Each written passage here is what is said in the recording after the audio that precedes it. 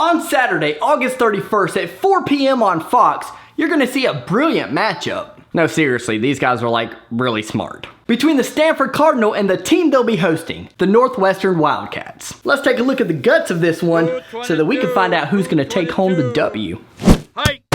I think the answer to this one is pretty simple, Lego. After a rough start last season, starting out 1-3, losing to Duke, Akron, and Michigan, we really went on a tear, winning 8 out of our last 10, including a Holiday Bowl victory over number 17 Utah, 31-20. We were a team of grit all season long, and speaking of that Michigan game, boy, it was a close one. We jumped out on them 17-0 before they decided to show up in the second half. We were able to finish off some big wins though. It's not every season that you get to say that you beat Michigan State, Iowa, and Wisconsin, especially when you're not necessarily respected as a football school out of Evanston, Illinois. But beating those 3 teams in the same season and that win over Utah, not too shabby. Akron. That's all I really have to say, isn't it? Akron, Akron, Akron. Home of LeBron James. You guys lost to the Akron Zips, bro. They were 4-8 last year. You were one of their 4 wins. That's hilarious.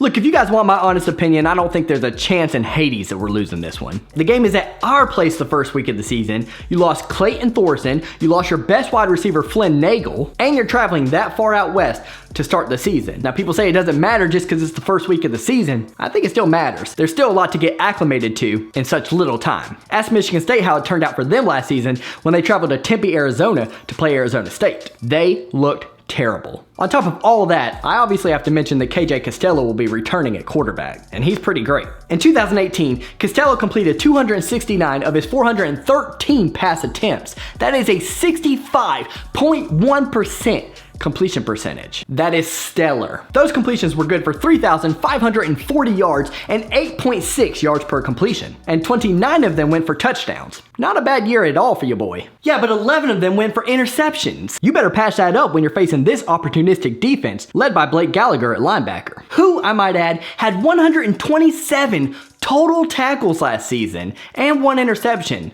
Those are off the chart numbers. More importantly, you mentioned Clayton Thorson's departure, but you failed to talk about who's probably going to be taking his place. A 5-star quarterback who Clemson, you know, the defending national champions, recruited, went after, and got. He only transferred because of a stellar depth chart. Can't blame him. But this ain't Clemson, unfortunately for me. And Hunter Johnson really has a chance to shine here. He was 30th nationally in his 2017 recruiting class, and the number 2 pro-style quarterback overall. That's a huge get for us. Losing Flynn Nagel hurts, but I don't think Hunter Johnson, with all of his talent, will have an issue finding a go-to receiver. Now I like your boy David Shaw, who's entering his 8th season as your head coach. But you know what's better than that? Pat Fitzgerald in his 14th season here. Ain't nobody Pat Fitzgerald. He got a taste of what it's like to play in the Big Ten championship game, and boy, he's probably chomping at the bits to get at it again, this time to leave with a W and an imprint on the conference. That hunger starts right away in this test, and I think we're up for it. I mean, look, I'm not trying to undermine you or anything. I do think this is going to be a competitive game. I simply just don't think you guys have what it takes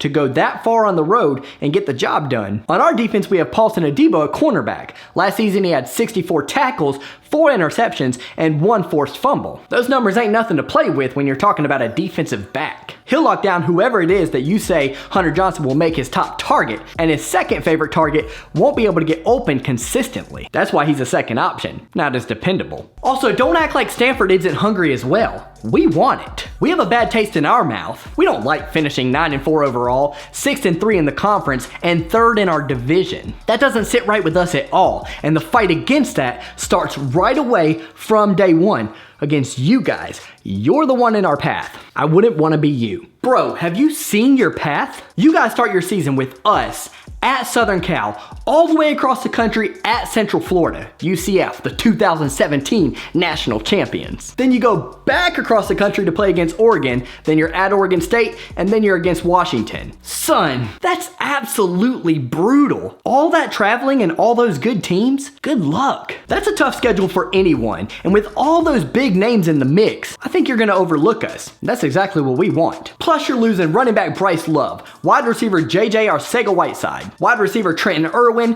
linebacker Bobby Okereke, and tight end Caden Smith. That's just too much to replace. Too many new faces when you're going up against a team in week 1 that was 8-1 in a Power 5 conference. I think Hunter Johnson plays well in this one. I think our defense plays gritty and locks down a young offensive Stanford team at the skill set positions. Costello gets frustrated as a result, and our running back punishes your defense at the end of the game when yardage matters most. With 197 carries last season, 866 yards, and a 4.4 yards per carry average, he's got what it takes to chew up some clock. Sorry, man. I like you. You sound confident and you believe in your team.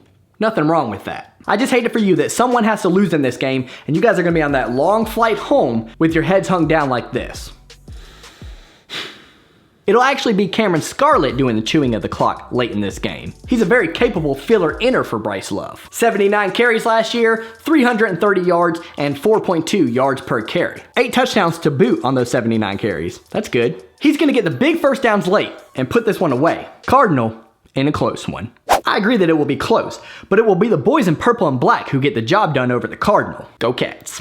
A very informative debate, fellas. I like it. I know who I'll be picking when my prediction video comes out, but what about you guys? Who do you think's going to win? Don't forget to include the score, as always. Now, the videos on this channel this season are going to be absolutely dope, at least in my opinion. We're going to have preview videos, prediction videos, funny skits, funny reaction videos, and one of my personal favorites, Fuego Friday. What is Fuego Friday, you ask?